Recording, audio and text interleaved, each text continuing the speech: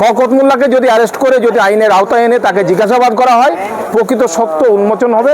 এবং আগামী দিনে আমি মনে করব ক্যানিং, ভাঙড় বা ওই সমস্ত এলাকায় যে রাজনৈতিক যে খুনাখুনি হিংসা, সে তো আর কেউ আইনের ঊর্ধ্বে নয়।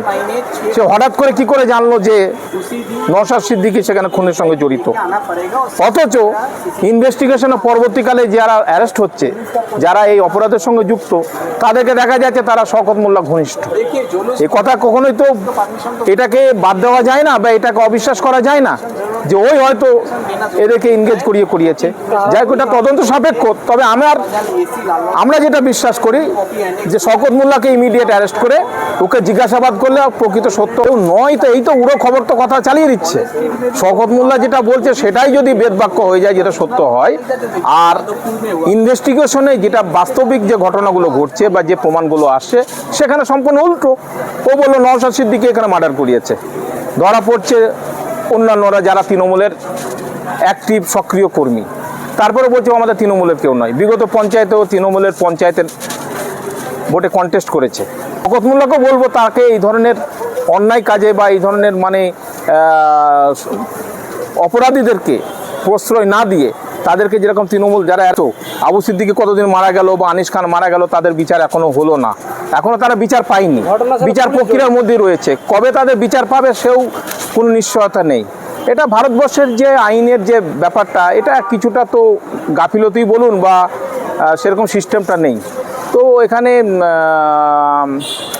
আমি আশা করব অতি দ্রুত ওই পরিবারকে, যারা ওর বাবা মা বা যারা আছে, তারা যাতে বিচারটা পায়।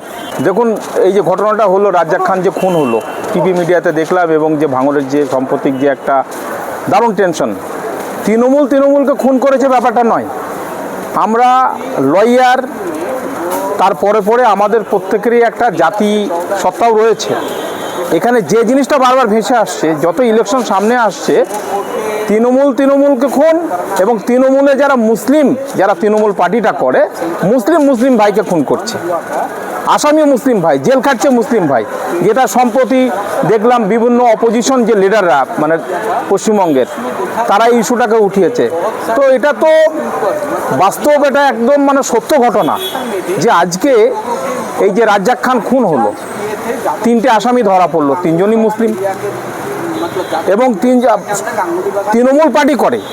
মুসলিমরাই সব থেকে বেশি তৃণমূল পার্টি করে, তৃণমূল পার্টির সমর্থক, এটা তো অস্বীকার করা যায় না। কিন্তু এখানে দেখছি যত বিধানসভা ভোট আগিয়ে আসছে, গোষ্ঠীদ্বন্দ্ব বাড়ছে ওদের, কিন্তু সেখানে মুসলিম সম্প্রদায়ের লোকরা বেশিভাবে জড়িয়ে পড়ছে। এটা অত্যন্ত একটা উদ্বেগের বিষয়।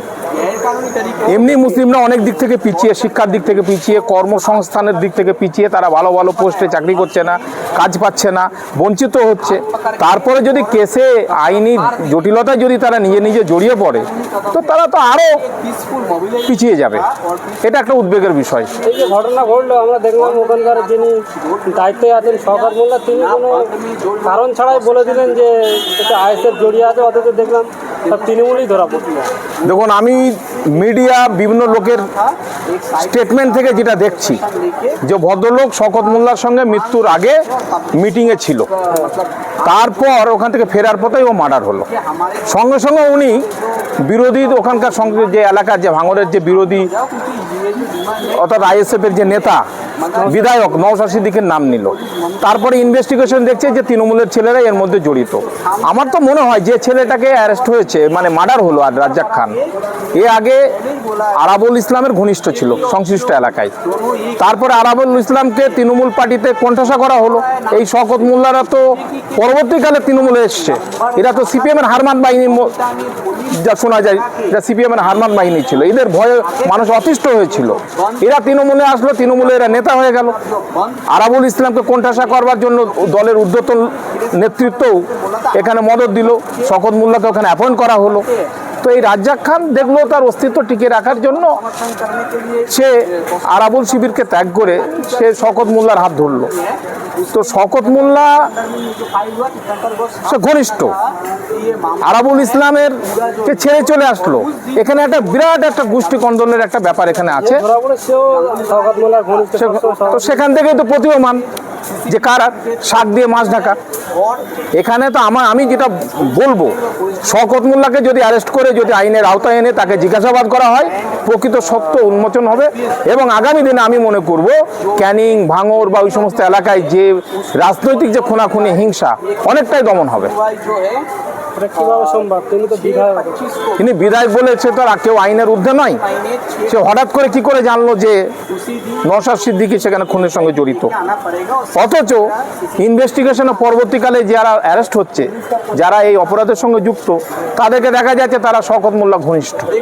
এই কথা কখনোই তো এটাকে বাদ দেওয়া যায় না বা এটাকে অবিশ্বাস করা যায় না যে ওই হয়তো এদেরকে এনগেজ করিয়েছে। যাই হোক, এটা তদন্ত সাপেক্ষ। তবে আমরা যেটা বিশ্বাস করি যে শওকত মোল্লাকে ইমিডিয়েট অ্যারেস্ট করে ওকে জিজ্ঞাসাবাদ করলে প্রকৃত সত্য হয়তো উন্মোচন হবে। যে মোফাজ্জেলকে যাকে ধরা হয়েছে, শওকত মোল্লা বলছে আমাদের দলের কেউ নয়, অথচ কালকে দেখলাম নিউজের মাধ্যমে সে গ্রাম পঞ্চায়েতে ভোটে দাঁড়িয়েছে। কেউ নয় তো, এই তো উড়ো খবর তো কথা চালিয়ে দিচ্ছে। শওকত মোল্লা যেটা বলছে সেটাই যদি বেদবাক্য হয়ে যায়, যেটা সত্য হয়, আর ইনভেস্টিগেশনে যেটা বাস্তবিক যে ঘটনাগুলো ঘটছে বা যে প্রমাণগুলো আসছে সেখানে সম্পূর্ণ উল্টো।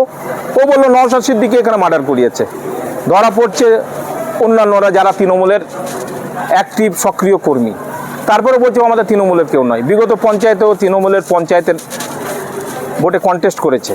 তো এই কথাগুলো তো, ওর কথা তো কোনো যথার্থতা বা সত্যতা নেই। সামনে 26-এর নির্বাচন, এর আগে আমরা দেখলাম উপনির্বাচনে ছোট্ট বাচ্চা তামান্না সেও জান চলে গেল। কি ভাবছেন? দেখুন, এখানে সেই তামান্নার কথাটা যেটা বললেন নদিয়ার কালীগঞ্জে, যে ভোটে জিতলো, উল্লাস করতে করতে বম মারলো, বম নিয়ে হোলি খেলা হচ্ছে, সেখানে মানুষের প্রাণ চলে গেল। সেখানেও কিন্তু আমার ওই মুসলিম পরিবারের মানে একটা বোন, সে চলে গেল তার জীবনটা, আর যারা মারলো তারাও কিন্তু মুসলিম সম্প্রদায়ের।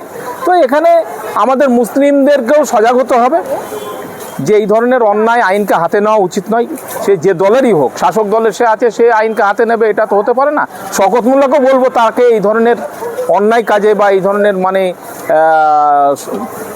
অপরাধীদেরকে প্রশ্রয় না দিয়ে তাদেরকে, যেরকম তৃণমূল যারা অ্যারেস্ট হচ্ছে আর কি, প্রকৃত যারা অপরাধী তাদেরকেও অ্যারেস্ট করিয়ে দেওয়া উচিত। আমরা দেখতে পাচ্ছি এই একের পর এক ঘটনা মধ্যে আমাদের আবু সিদ্দিক, কানিজ খান, ভাঙড়ের 9 জন মারা গেল, অনেকে এরকম মারা যাচ্ছে, কোনো বিচার তো আমরা দেখতে পাচ্ছি।